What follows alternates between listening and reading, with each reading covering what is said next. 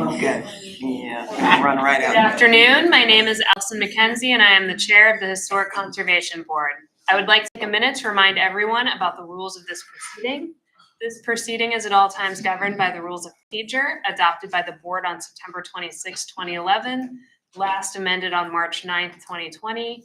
A copy of the rules of procedure is available for review in the back of the room and online. All those planning to testify today, which does not include those solely making arguments such as attorneys, should please stand now and take an oath administered by the board's attorney. Yeah, so again, anyone who would like to provide any testimony here today, please stand, raise your right hand, and answer out loud. Do you swear or affirm that the testimony you shall give will be the truth, the whole truth, and nothing but the truth? This is a quasi-judicial hearing. As such, the board reserves the right to deliberate in private. The Ohio rules of evidence do not apply to this hearing. However, professional rules of conduct do apply, and candor to the tribunal is required. The board members are citizen volunteers and are not paid for their service. They are treated as public officials under Ohio law. Any attempt to influence them, including but not limited to bribery, intimidation, retaliation, which may include contacting their employer in an attempt to exert influence, is punishable as a crime. All should be aware that this meeting is being recorded. Therefore, before you begin your comments, please state your name and address for the record. With that said, let's proceed with the first item. Thank you, Madam Chair. Item 1 today is an application for a certificate of appropriateness and zoning relief for the properties at 1715 Republic, 34 Green Street, 1710 to 1712 Gray Street, and 1708 Goose Alley. These properties are currently part of the Over the Rhine Recreation Center that is located on this block. And the proposal is for a redevelopment of the property. The plan is for the rec center to move to a new location, which we will get to under the next item. And once they are out of the building, this would be redeveloped for the Crossroads Health Center, and portions of the lot would be redeveloped into surface parking. So as part of the proposal, there is zoning relief that is required that includes conditional use approval for the parking facilities, special exception for reduction in the parking lot landscaping areas, special exception for a reduction in the number of tree plantings along the street frontage, and locational and dimensional variances for the signage on the west elevation of the building, which does not have direct street frontage. So you can see on the screen, the current buildings are highlighted with the red blocks, the portions that are proposed for demolition. So that includes a portion of the existing building at 1715 Republic, just the north block that is north of the historic church steeple, which will remain on the site. The separate standalone building on the north side of this lot, it's also sometimes known as 19 West Elder. That building would be fully demolished, and then 34 Green Street on the southwest corner would also be fully demolished. 34 Green Street is noted in the conservation guidelines as a non-contributing building. It should be noted that all three of these were built at the same time. 1715 Republic and 19 West Elder are not listed as non-contributing buildings.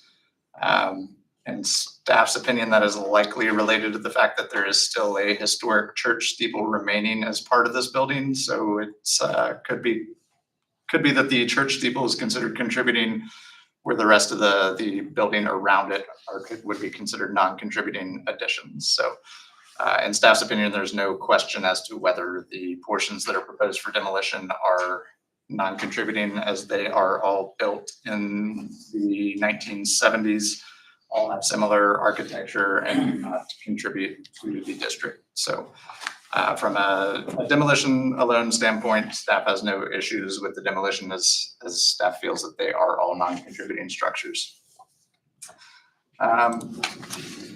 You can also see the proposed layouts of the redevelopment. This would be showing the parking lots that are proposed for the edges of the site. Scale in here. Okay, so you can see this is the original, or this is the existing building that will remain. All of this will remain in its current footprint. The church steeple is on this corner of the building here. And this would be where the existing north half of that building is, the separate building at 19 West Elder. And then 34 Green would be here. So these are the parking lots that are proposed to demolish proposed to replace the demolished structures. You can see there is extensive landscaping around most of the street perimeter areas, although it does not have the trees within this buffer. There are street trees that are proposed within the right of way that will still provide that same effect as if they were within that buffer area. So while parking lots are not what we typically want to see replace an existing building that is being demolished in Over the Rhine, it's certainly a need in the area for additional parking, especially with this lot being in such close proximity to Findlay Market. And the benefit of a surface parking lot is that they are easy sites for redevelopment in the future. So when the need arises for more development, these sites would be easily converted to future building sites.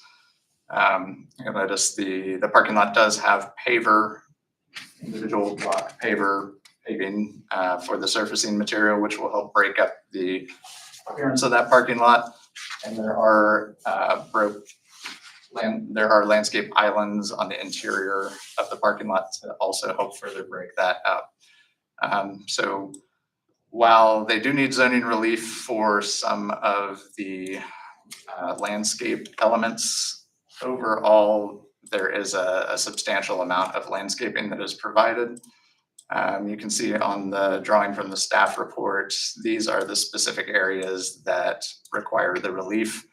The 3-foot buffer is not provided fully within this middle landscape aisle, and that is primarily related to the fact that there's a walkway in this area that will provide access from these parking spaces to the existing building. And then on the other ancillary lots, there's also no perimeter buffer on these areas, and that's primarily related to just the dimensions of the lot, where if they had to provide the 3-foot buffer, these spaces would have to get smaller, or the access drives would have to get smaller and wouldn't allow the adequate space required for parking and for maneuvering. So staff does not have major concerns about these locations, and as I mentioned earlier, with street trees, while the code requires 1 tree planting for every 25 feet of street frontage for the parking lot, while that is not provided consistently throughout the site, there are proposals for street trees in these areas. So as long as those street trees are planted through urban forestry and DOT, then staff would not have major concerns about the lack of those plantings within the actual buffer area itself. Staff would recommend, when we get to the recommendations, that if those trees cannot be planted for any reason or are later removed by urban forestry or DOTE, that additional plantings go in to replace them within that buffer area. So as far as one final thing on the landscaping is while the guidelines call for fence or a low wall and fence combo along the perimeters of parking lots. In this instance, that is not being provided, but they are providing the substantial landscaping that will have a similar screening effect. And I did clarify prior to writing the staff report that these plantings will include evergreen shrubs as well as tall grasses that will remain either green or tall throughout the winter months when they're not growing, so that that screening will still be effectively provided year round. So staff does not have major concerns about the lack of the fence or the wall along these perimeter areas. It would also help for easier redevelopment in the future without adding the expense for the fencing that would be removed in the future. As far as the alterations to the building itself go, I've discussed the demolitions, and the remainder of the work on the existing building is in the spirit of the guidelines. There will be some small window openings on the facades that are infilled, but overall, there will be more transparency to the building than there is currently, as there are new window openings proposed for the elevations as well. Where the building is demolished on that north elevation, there will be a mural painted on this facade. And there are certain areas on the building that currently have exposed concrete block. Some of them have existing murals on them now. Those will all be refaced so that that concrete block will not be as obvious, refaced or repainted. And then, so that covers the majority of the work. We do have some conditions that are proposed. So I'll read the recommendation. Staff recommends the board take the following actions based on plans by City Studios Architecture dated 10/23/2024. Approve the conditional use approval for the parking facilities. Approve a special exception for the 0-foot perimeter landscape buffer in specific areas not adjoining streets. Approve a special exception for fewer than 1 canopy tree per 25 linear feet of street frontage within the perimeter buffer area. Approve a locational and dimensional variance of 144 square feet for the signage on the west elevation with no street frontage. And as for the certificate of appropriateness, staff recommends approval of the COA for 1715 Republic, 34 Green, 1710 to 1712 Race, and 1708 Goose Alley, with the conditions that the applicant shall submit a final selection of the rain screen cladding material for the west elevation to staff for approval prior to installation. 2, the infilled window openings shall feature a recess of at least a ½ inch to denote the location of the original opening, and any stone lintels and or sills shall remain in place. 3, street trees shall be planted at the locations indicated on the landscape plan, and if street trees are not planted or removed or are removed in the future, they shall be supplemented with tree plantings within the landscape buffer area. And 4, the building permits must be issued within 2 years of the decision date, or the COA shall expire. Thank you, Mr. Owen. We do have quite a few people signed up for item number 1. If you are an applicant or owner signed up for item number 1, please come forward if you'd like to speak. That by owner, do you mean people who live there? Were you part of the application with the new owner, or, okay. Who submitted the application? Is there someone who would like to? We submitted the application, but we don't have anything to say at this point. We're happy to answer questions as we go. Okay, so are there any questions right now for the applicant or staff? I have a question. These parking lots in the report, it says the parking lots should be used for customers, owners, etc. How is that going to be enforced? We would not have concerns about not having a restrictive covenant on this location. The plan is to use this partially for parking for the Crossroads Health Center and partially as a public pay lot for anyone that's parking in the area. Paid lot? Yeah. Oh, okay. Okay, so there is, okay. It's not just open parking. Right. Thank you, Madam Chair. Will the Over the Rhine Holding Company continue to own this, and the Crossroad Health is that a lease? Or, because it says City of Cincinnati /OTR. So is that can you answer that, or? I guess what I'm trying to find out, will the city continue to own the property? So my name's Sarah Beddinghouse. I'm with 3CDC. We are still in negotiations with Department of Community and Economic Development on what the exact structure will be like, and it will be a little bit still negotiations, but it will likely continue to have some kind of ownership or restrictions so that the city has a long-term say on the permanent use of that, and then it would be operated through a management agreement with 3CDC and or Crossroad Health Center. Most likely, for all intents and purposes, Crossroad will be owning or long-term leasing the building. And then a 3CDC entity will be likely long-term leasing the parking area. Thank you. Additional questions for the applicant or staff? I'm going to go through the list of others I have signed up, just to make sure that anyone who wanted to speak had a chance. Joe Vallo, would you like to add anything? Hi, my name is Joe Vallo. I live at 20 West Elder Street. This project is very relevant to my wife and I because the front of our house overlooks this parking lot and Crossroads Health Center. I just wanted to mention that we are both in favor of this project. We think it would be a nice addition to the neighborhood and right near our house. So. Thank you. Let's see, Mike Dooley. Just here to answer our questions. Okay. Those are both the city studios. Ismail Hassan. Smith CCDC. James Barron's, Bearings.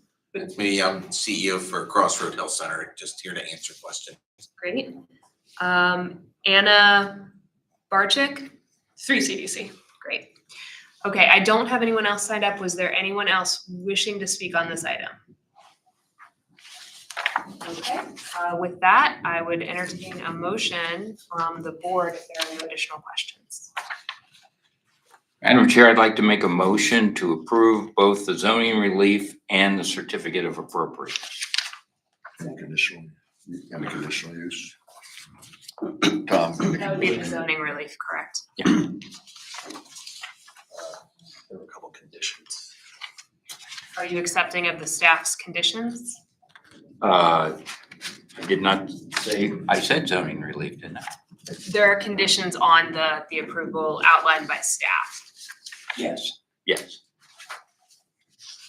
We have a clean motion. But technically, the conditional use approval is not really a special exception, though. I just want to make sure that's in there. It's part of the zoning relief. But somebody else. Zoning relief encompasses all of the conditional use, special exception, and variances. But there are some recommended conditions from staff under the certificate of appropriateness. So, Madam on Chair, the record to be clear. I will move that we approve the 4 zoning relief applications as well as the certificate of appropriateness with conditions as laid out by staff. Thank you. Is there a second? Second. Mr. Zalesko? Aye. Ms. Smith-Dobbins? Mr. Sunderman? Aye. Mr. Voss? Aye. Mr. Young? Aye. The chair votes aye. Good luck, thank you. We'll move on to item number 2. Thank you, Madam Chair. Item 2 is an application for a certificate of appropriateness and zoning relief for the property at 1811 Vine Street in the Over the Rhine Historic District. This is currently the location of the Finley Playground. It is primarily open parkland with some playground equipment up near the Finley Street side of the lot. The applicant is proposing construction of a new 2-story building that will serve as the Finley Community Center. So this will occupy the majority of the lot on the south side of the parcel, with open area remaining towards Finley Street, where the current playground equipment is. As part of this application, there is zoning relief required as well. This includes a dimensional variance of 107 feet for the setback off Finley Street, which I just mentioned.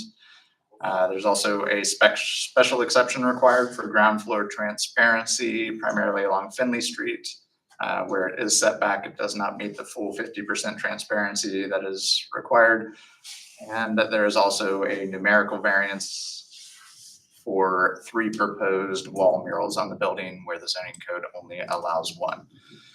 So as I mentioned, this is currently open parkland. The applicant is proposing a new building that will be 2 stories, 65,000 gross square feet across those 2 floors.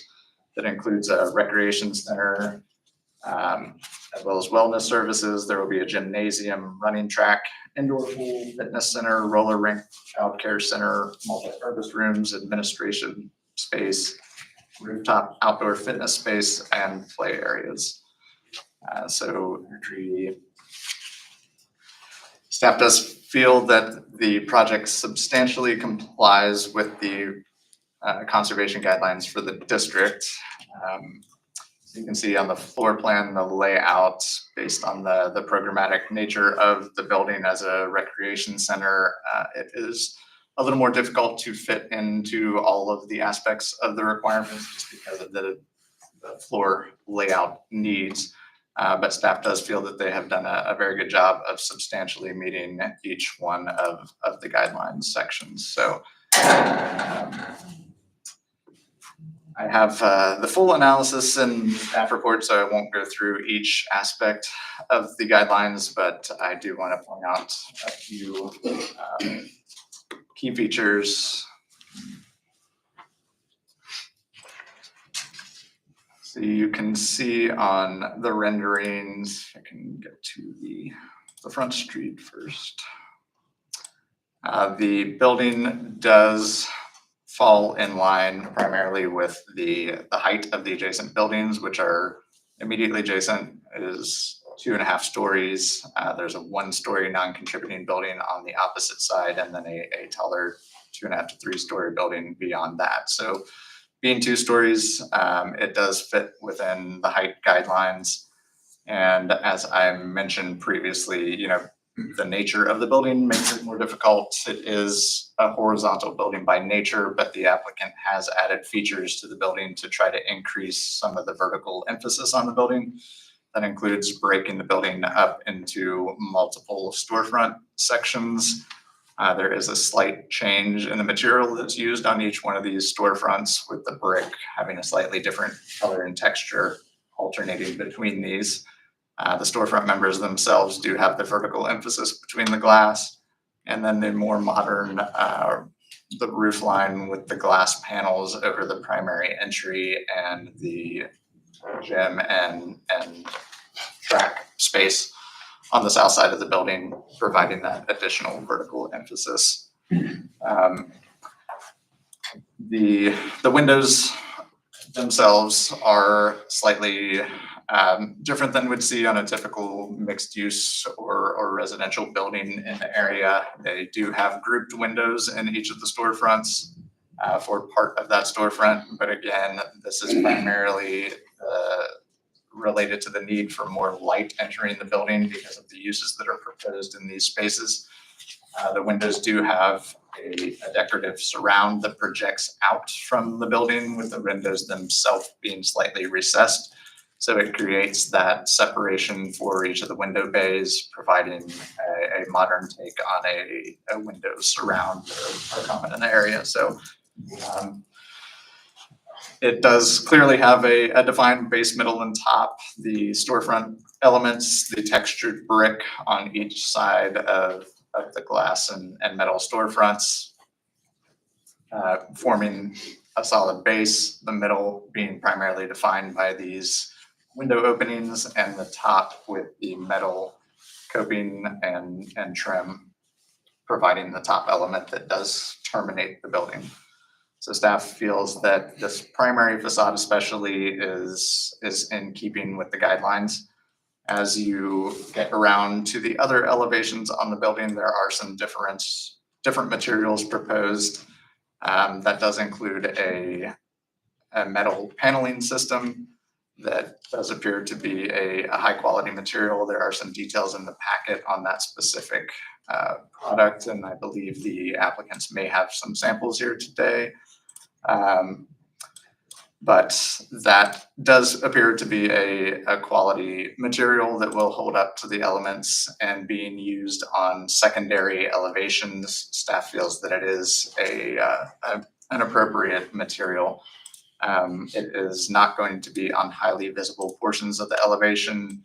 You can see the Vine Street elevation does not have any of the metal paneling aside from the metal details on the modern roof line and primary entry feature. Wrapping around to the corner, there's a secondary entrance along Finley Street. This portion of the building is brick, and it does transition to the metal panels on the more secondary elevations. So this will be probably the most visible of this material. However, this is the portion of the building that's set back 107 feet from Finley Street. And there will be play equipment, fencing, dog park, those type of amenities, as well as extensive landscaping and tree plantings within the street frontage, as well as the outdoor area in front of the building. So that will largely screen a good portion of this elevation. And there is also a mural proposed on a portion of this wall. The other elevations are much less visible due to the surrounding development around them. So the portions that are most visible where the streets come in, or there is a view to the building, will have more of the brick cladding. There's also a limestone type or a stone block material that will be installed, with the metal paneling primarily being just on the second story of these levels. There's also additional mural locations on these side and rear elevations. So overall, staff does feel that in keeping with the guidelines, keeping the more historically based materials on the primary frontage on Vine Street, which is the most visible, and using some more modern but still quality materials on the sides and rear elevations. So staff does feel that these are appropriate elements. One additional thing to mention I did mention that there will be fencing and outdoor equipment along the Finley Street frontage. So just a little more detail on that. There is a dog park proposed for a portion of that, as well as open space and some turf playfields. So you can see the landscaping that will be planted along the street frontage that will help screen those areas, as well as the primary fronts or the secondary frontage along Finley Street. That will be very heavily landscaped, so the views will not be highly significant into this area. And then the fencing is generally black aluminum fencing on the perimeter. There's a privacy fence along Goose Alley. The dog park will have the black metal fencing as well. And then there is the mesh fencing along the play areas. So due to the landscaping and the other fencing in front of it, staff feels that the mesh fence, as well as the rest of the fencing, is also appropriate. So happy to answer any other questions that anyone else has on specific elements based on the guidelines and my analysis in the staff report. But generally, staff does recommend the Historic Conservation Board take the following actions. For the zoning relief, approve the dimensional variance of 107 feet for the setback on Finley Street. Approve a special exception for the ground floor transparency along Finley Street. Approve a numerical variance of 2 for the 3 wall murals. And then for the certificate of appropriateness, staff recommends that the board approve the COA for the new infill construction at 1811 Vine Street with the conditions that 1, the building permits must be issued within 2 years of the decision date or the COA shall expire, and 2, any future signage shall not be internally illuminated. Thank you. We have several people signed up. If you're an owner or applicant for this case and would like to come forward and add anything, now would be the time. We can certainly answer questions. I'll quickly come, Anna Barczyk-Suter with 3CDC. This project, I believe it's in the application, the staff report, but to emphasize it is done in partnership with the City of Cincinnati, the Recreation Commission. We've been working on this together for a few years, and after a lot of community engagement, came to the realization that the new community center would best serve the needs identified during that process, and that has led us to this point. So happy to answer questions as we're moving on. Thank you. Are there any board questions or comments for the applicant or staff at this point? Mr. Owen, could you explain again or comment on how the pattern of the Vine Street matches the context? Yeah, so the applicants, knowing, that this is a horizontally oriented building because of the use that's proposed for it, the applicants did try to break up the storefront or break up the facade into smaller storefront type areas that are more consistent with the surrounding development. So they did go through and measure the width of the storefronts and came up with a compatible size for each of these elements. So they are broken up with the individual storefronts. There's a recessed brick section in between each of them that helps define that and also provides more verticality. And then with that change in the texture of the brick from bay to bay, that also helps to try to differentiate those. Which, that's the same brick, it just has a different Texture. texture to it. I believe that is the case, yes. So I don't know how the rest of the board feels. And I've seen a lot of fantastic designs come out of Moody Nolan, but I think on this one, I'm struggling really with, that could be in Blue Ash. I mean, that's a suburban building. I get the fact it's only 2 stories tall, but so are most of the other buildings on this street. I don't know, I'm okay with everything else. I just don't feel, and you're coming down Vine Street, so that is gonna be so prominent as you're coming down the hill.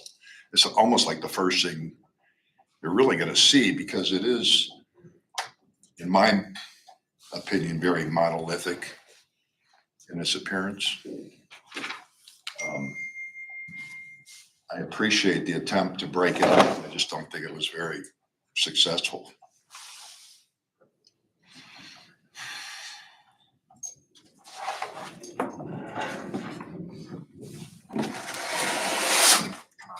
Are there other questions or comments from the board before I make sure everyone on the list has had an opportunity to speak if they'd like to?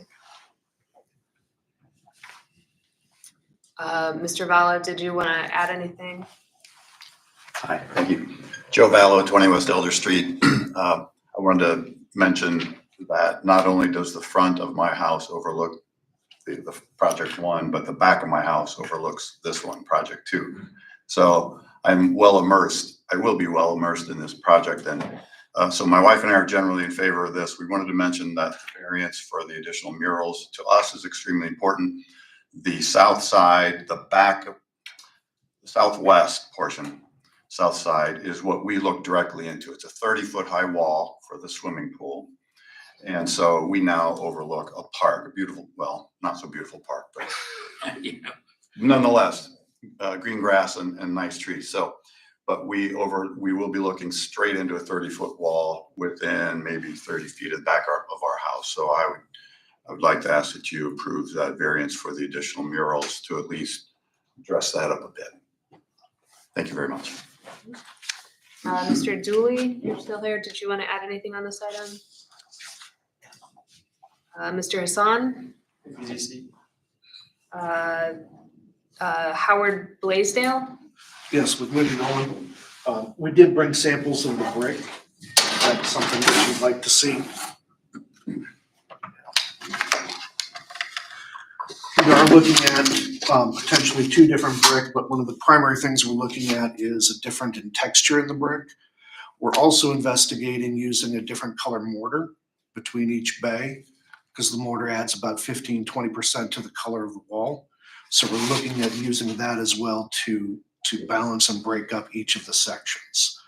So we recognize this is an extremely long building for the size of area that it is, and that's where we came up with trying to maintain 7 specific bays across the front of the building. And then use the difference in the shade of the brick or the texture of the brick, potentially the brick mortar, to help define those as separate elements. And then the window pattern, we're trying to really keep it from just being a monolithic pattern across the whole thing and get some variation in there. So that was designed. Any other questions? Could you put up the floor plan?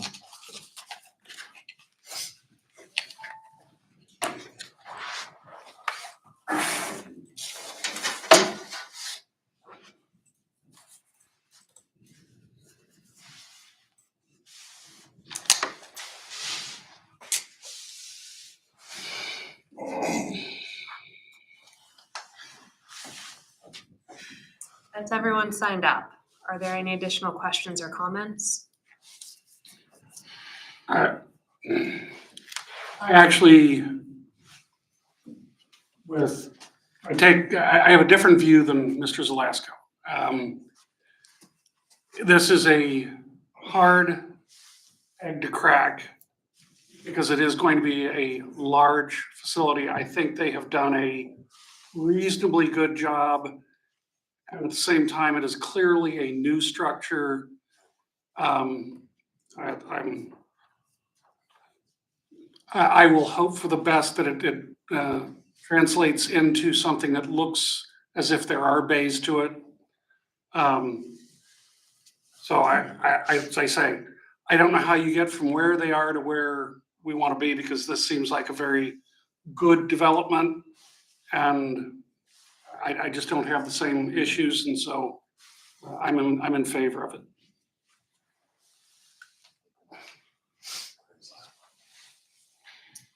Anyone care to make a motion? Madam Chair, I move that we follow staff's advice and approve the zoning relief as well as the certificate of appropriateness with the 2 conditions listed. Second. Mr. Zalasko? No. Ms. Smith Dobbins? Aye. Mr. Sunderman? Aye. Mr. Voss? Aye. Mr. Young? Aye. And the chair votes aye. Thank you very much. Good luck. We do have one additional order of business, which is a National Register of Historic Places recommendation. Anything you would like to tell us on that? Nothing really beyond what's in the staff report. The only thing that I would mention is just kind of an interesting tidbit on this one, this 916 Swear Avenue in Price Hill was initially surveyed and had a National Register questionnaire filled out as part of our partnership with AmeriCorps, where we have a AmeriCorps volunteer that we host, or AmeriCorps service member that we host. So every year we try to do this, and their goal is to survey 100 properties to register them in the Ohio Historic Inventory and create 10 National Register questionnaires for potential future National Register nominations. So this is one of the NRQs that was done last year or 2 years ago, and it has now translated into a full nomination. So. Anyone have any questions or comments on this recommendation? Not, I will entertain a motion.